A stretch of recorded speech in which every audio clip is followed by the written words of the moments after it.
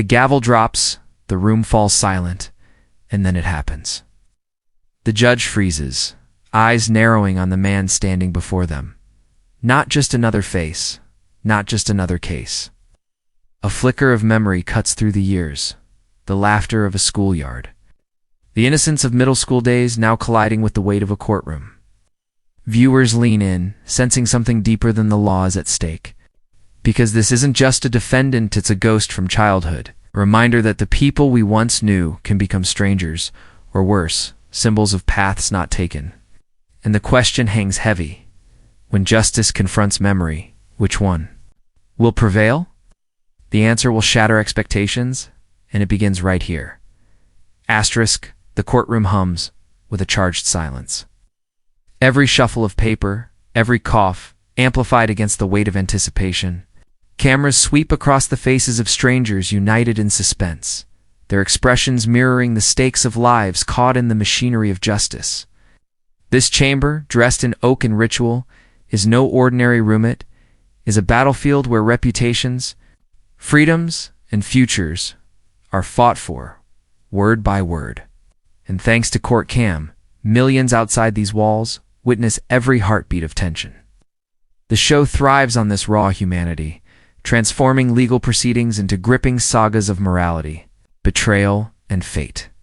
Each case becomes a stage where ordinary people are thrust into extraordinary circumstances, their choices dissected in real time by a global audience hungry for truth and drama. Yet tonight's story feels different, heavier, almost cinematic, because this isn't just another defendant standing trial. This is memory colliding with justice, loyalty tested against law.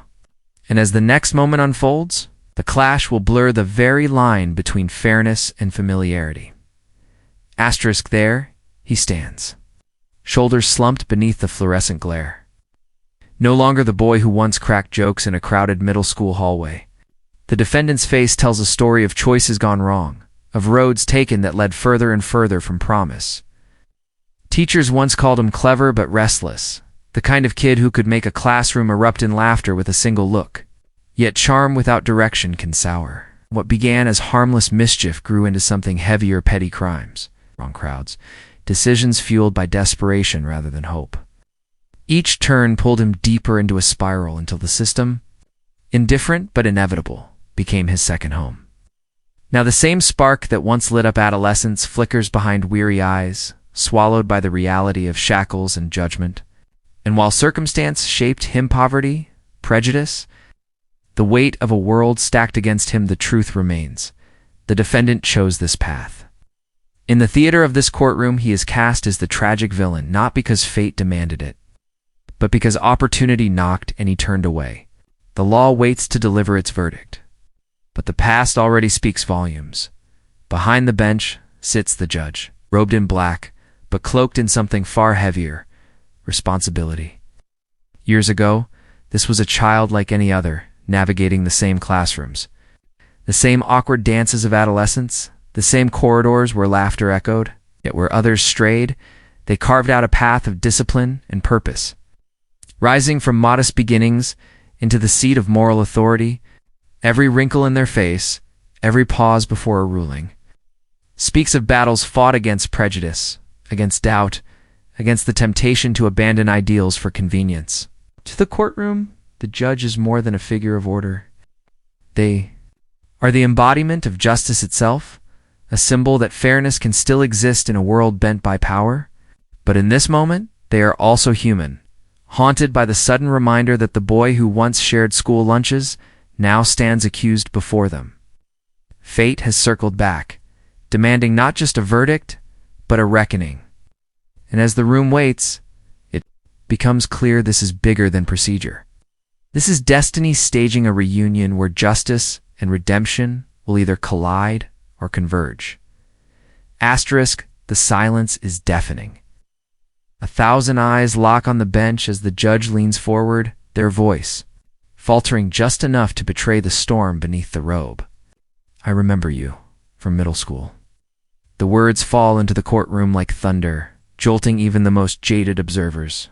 A ripple of gasps surges through the gallery, reporters scribbling furiously, cameras tightening their focus as though trying to capture the impossible, justice suddenly made personal. The defendant stiffens, eyes widening with recognition, the years collapsing in an instant. For a fleeting second, he is no longer the man in shackles, but the boy from crowded lunch tables. A boy who once dreamed as recklessly as any child. Yet, reality crashes back the charges, the failures, the weight of every decision that brought him here. Across the bench, the judge fights their own battle. Torn between the impartial role they swore to uphold and the ache of seeing a familiar face on the wrong side of the law. Every pause feels like a century, every glance a reminder of what was and what could have been. This is no longer a trial. It is memory on trial, past colliding with present, justice colliding with humanity. And no one in the room knows which will win. The defendant seizes the silence like a lifeline. His voice trembles at first, then steadies, weaving memories of shared classrooms, old teachers, even the games they once played in the schoolyard. It is not a plea for innocence, but for mercy, a reminder that beneath the charges and the chains, he is someone the judge once knew. Whispers ripple through the courtroom, suspicions spreading like wildfire. Is this justice, or favoritism disguised as empathy? Reporters lean in, sensing scandal, their pens ready to brand the judge, not as impartial hero, but as compromised betrayer of the law. The defendant presses harder, nostalgia dripping from every word, painting himself not as a criminal but as a lost boy begging for recognition. It is a calculated move, a weapon forged from memory, sharp enough to pierce the armor of authority. Yet the judge sits frozen between two worlds, one where compassion risks the integrity of the system, and another where cold adherence to law feels like betraying humanity itself. Every eye watches, waiting for weakness, waiting to see if the hero will stumble. And in that charged moment, the greatest threat is not the crime at hand, but the betrayal of justice itself. The judge exhales slowly, the weight of the moment pressing down like stone. Then, with measured resolve, their voice cuts through the haze. I remember who you were, they begin, eyes steady, but I cannot ignore who you have become. The words hang heavy, both tender and unyielding. They speak of choices, the small decisions that build a life, the detours that can lead to triumph or ruin. Each sentence carries the ache of recognition.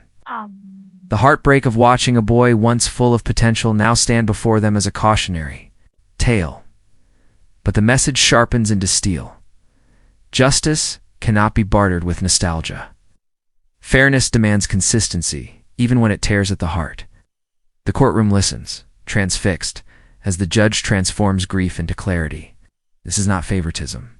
Masquerading as compassion, this is accountability wrapped in the honesty of lived history. And with that declaration, the balance shifts. Preparing the stage for the final confrontation still to come, the courtroom falls utterly still, the air thick with expectation. The judge's gaze never wavers, their voice steady but heavy with the weight of history. The law requires accountability, they declare, and so does life. The sentence is delivered, measured just, unflinching. Gasps echo, some relieved, others stunned, as the reality of consequence settles over the room. Yet within the firmness lies a sliver of compassion, a recognition that, though the man before them must face punishment, is still more than the sum of his failures. The defendant nods faintly, as if acknowledging both the judgment and the bond that time could not erase. Two paths that once ran side by side now diverge forever, marked by a final moment neither will forget. Asterisk beyond the courtroom, the moment spreads like wildfire. The clip surges across social media, millions replaying the instant when justice and memory collided. Debates ignite. Should a personal connection soften the weight of law, or would that unravel the very fabric of fairness? Commentators dissect every pause, every word, while ordinary people see something else, proof that even behind the gavel beats a human heart. The scene becomes more than entertainment. It becomes a mirror, reflecting both the fragility of authority and the eternal question of whether people can ever truly change. So the question lingers, echoing louder than the gavel ever could. What would you do if the person from your past stood before you in chains? Would the warmth of memory bend your judgment toward mercy, Or would the cold steel of justice hold firm? In that choice lies the essence of who we are and who we wish to be. Because this courtroom was not just a stage 4, one man's trial, but a reminder that every case hides a story, every verdict carries a cost. And the next drama is already waiting to unfold. Asterisk.